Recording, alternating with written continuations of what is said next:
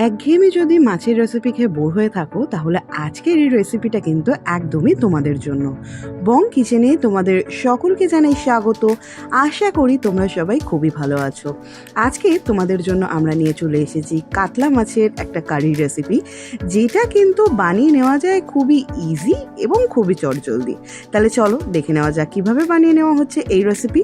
তবে তার আগে তোমরা যদি চ্যানেলে নতুন হয়ে থাকো চ্যানেলটাকে এক্ষুনি সাবস্ক্রাইব করে লাইক বাটনটায় ক্লিক করো, আর কমেন্ট করে জানাতে ভুলো না কেমন লাগছে আমাদের ভিডিও তোমাদের। কাতলা কারি বানানোর জন্য সবার প্রথমে আমরা কড়াইতে দিয়ে দিচ্ছি সর্ষের তেল, এবং তেলটাকে সবার প্রথমে আমরা গরম করে মাছটাকে ভেজে নেব। তো এখানে আমরা 4 পিস বড় সাইজের কাতলা মাছ নিয়ে নিয়েছি, কাদা পেটি পিস সহ, এবং মাছটাকে ভালো করে ধুয়ে পরিষ্কার করে নিয়ে আমরা নুন, হলুদ আর একটু লাল লঙ্কার গুঁড়ো দিয়ে কিন্তু ম্যারিনেট করে রেখে দিয়েছিলাম।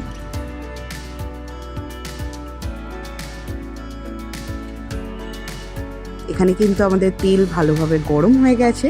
এবার আমরা একটুখানি তেলের মধ্যে নুন ছিটিয়ে দিচ্ছি যাতে মাছটা দেওয়ার সঙ্গে সঙ্গে তেলটা না ছিটকায়। এরপরে আমরা এক এক করে মাছগুলো ছেড়ে দেব।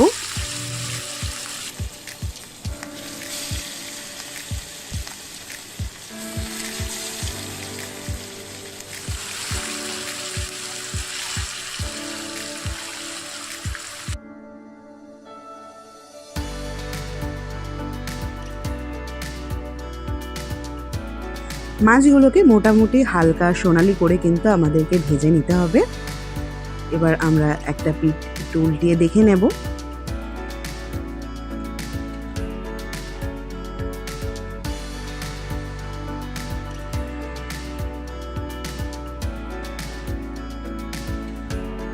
মাছগুলোর কিন্তু একটা পিঠ কিন্তু ভাজা হয়ে গেছে, এরপরে আরও একটা পিঠ আমরা ভেজে নিচ্ছি।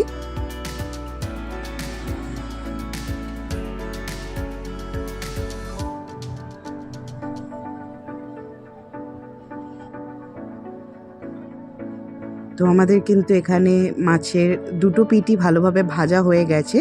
এবারে আমরা এক এক করে মাছগুলোকে একটা অন্য পাত্রে তুলে নেব।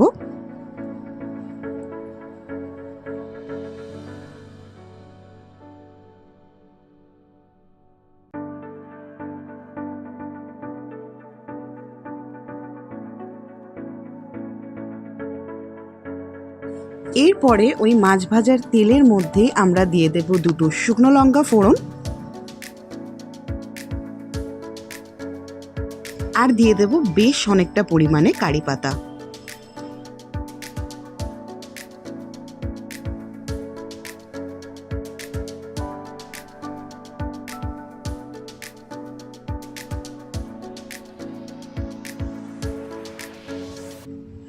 এবারে আমরা দিয়ে দেবো এর মধ্যে ঝিরিঝিরি করে কেটে রাখা পেঁয়াজ। তো এখানে আমরা একটা বড় সাইজের পেঁয়াজকে কিন্তু এরকম ঝিরিঝিরি করে কেটে নিয়েছি।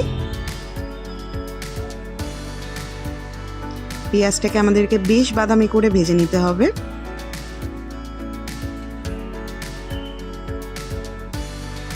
তো যতক্ষণে আমাদের পেঁয়াজটা ভাজা হচ্ছে, তোমাদের যদি আমাদের ভিডিওগুলো ভালো লেগে থাকে তাহলে অবশ্যই চ্যানেলটাকে সাবস্ক্রাইব করে লাইক কমেন্ট করে জানিও।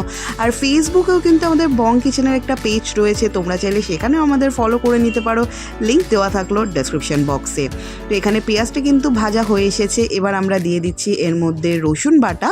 তো এখানে আমরা বড় কোয়ার যে রসুন আছে সেই রসুন প্রায় আমরা 7-8টা নিয়ে নিয়েছি। যদি তোমরা ছোটো কোয়ার রসুনের ব্যবহার করো তাহলে সেই ক্ষেত্রে মোটামুটি 12-15টার মতন কোয়া ব্যবহার করতে হবে। অর্থাৎ এই রান্নাটাতে কিন্তু আমরা একটু রসুনের ব্যবহারটা বেশি করছি।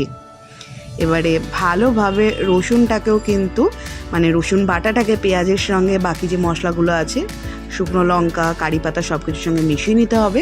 এবার আমরা দিয়ে দিলাম এর মধ্যে 1 চামচ আদা কাঁচা লঙ্কা বাটা। তো এখানে মোটামুটি আমরা 1 ইঞ্চির মতন আদা নিয়ে নিয়েছি এবং 2টো কাঁচা লঙ্কা আমরা একসঙ্গে দিয়ে মিক্সিতে বেটে নিয়েছি। তোমরা যারা একটু বেশি ঝাল খেতে পছন্দ করো সেই ক্ষেত্রে কাঁচা লঙ্কা বাটার পরিমাণটা একটু বেশি দিয়ে দেবে।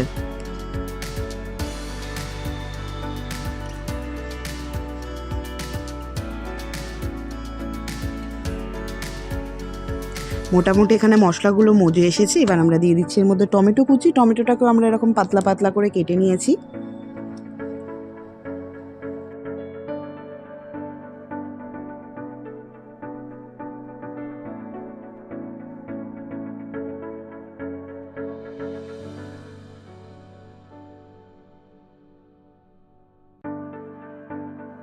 টমেটোটা মোটামুটি গলে এলে আমাদেরকে দিয়ে দিতে হবে পরিমাণ মতো নুন,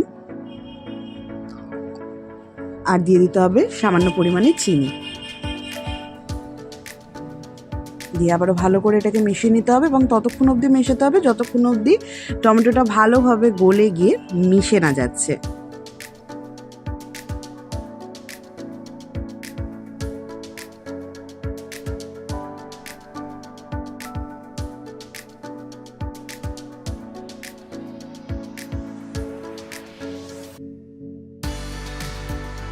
এখানে টমেটোটা ভালোভাবে গলে এসেছে। এবার আমরা দিয়ে দেবো একটু গুঁড়ো মশলা, যার মধ্যে শুধুমাত্র দিচ্ছি আমরা হলুদ গুঁড়ো, আর মোটামুটি ছোটো চামচের 1 চামচের মতন পরিমাণ আমরা কিন্তু দিয়ে দিচ্ছি এর মধ্যে কাশ্মীরি লাল লঙ্কার গুঁড়ো।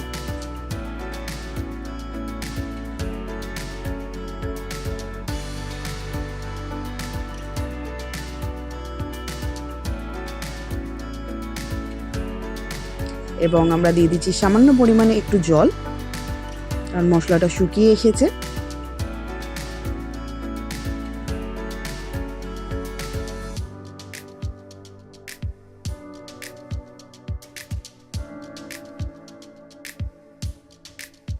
মশলাটা ভালোভাবে কষে গেছে। এবার আমরা দিয়ে দিচ্ছি এর মধ্যে 1 চামচ, বড় চামচের 1 চামচ টক দই। তো টক দইটাকে কিন্তু আমরা ভালোভাবে আগের থেকে কিন্তু ফেটিয়ে নিয়েছিলাম।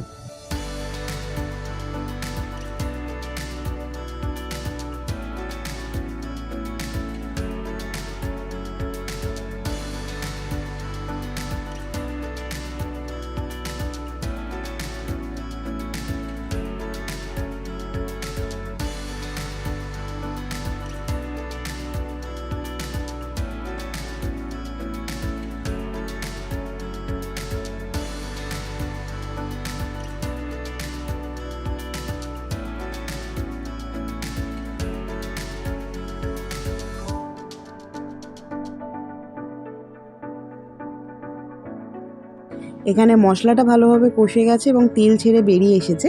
এই সময় আমরা দিয়ে দিলাম বাটি ধোয়া জল। দইটাকে যে বাটিটা আমরা ফেটিয়েছিলাম সেই বাটি ধোয়া জলটা আমরা দিয়ে দিলাম। দিয়ে আরেকটু মিশিয়ে নেব, যাতে ততক্ষণ অবধি ফোটাতে হবে যতক্ষণ অবধি ঝোলটা ভালোভাবে ফুটে না উঠছে।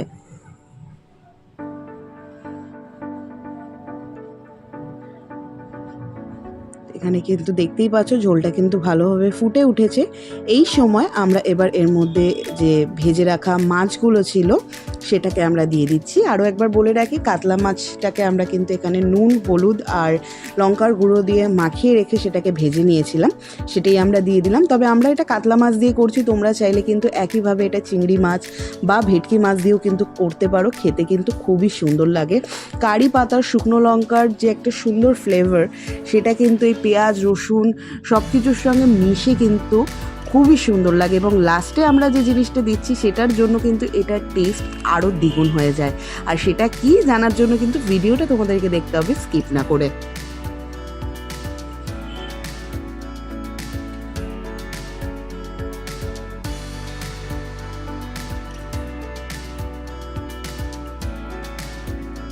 তো মাছটা ঝোলের সঙ্গে ভালোভাবে মিশে গেছে। এই সময় আমরা দিয়ে দিচ্ছি এর মধ্যে নারকেল দুধ।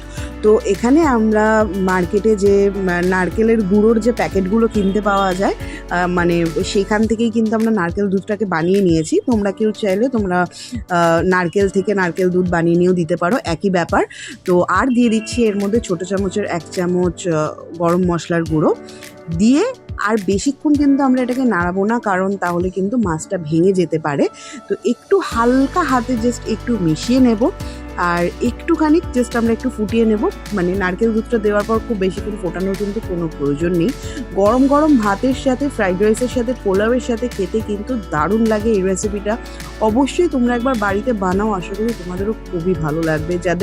যারা মাছ খেতে ভালোবাসো কিন্তু একঘেয়েমি লাগছে মাছের রেসিপি খেতে, তারা অবশ্যই এইভাবে একবার বানিয়ে দেখতে পারো, আশা করি খুবই ভালো লাগবে। তোমরা গ্যাস বন্ধ করে এবারে এটাকে ঢাকা দিয়ে রেখে দিলাম। আর এখানে কিন্তু একদমই তৈরি হয়ে গেছে গরম গরম কাতলা কারি, একটু ডিফারেন্ট স্টাইলে। তোমাদের যদি ভিডিওটা ভালো লেগে থাকে তাহলে অবশ্যই চ্যানেলটাকে সাবস্ক্রাইব করো, কারণ সুস্বাদু খাওয়া মানে কিন্তু মন বলে আহা। আর সুস্বাদু খাওয়ার জন্য বা দেখার জন্য কিন্তু বং কিচেনকে সাবস্ক্রাইব করে নিতে হবে, কারণ আমরা তোমাদের জন্য নিয়ে চলে আসছি নতুন নতুন ভিডিও। চলো, তোমাদের সঙ্গে আবার দেখা হচ্ছে অন্য কোনো ভিডিওতে, অন্য কোনো সময়। ভালো থেকো।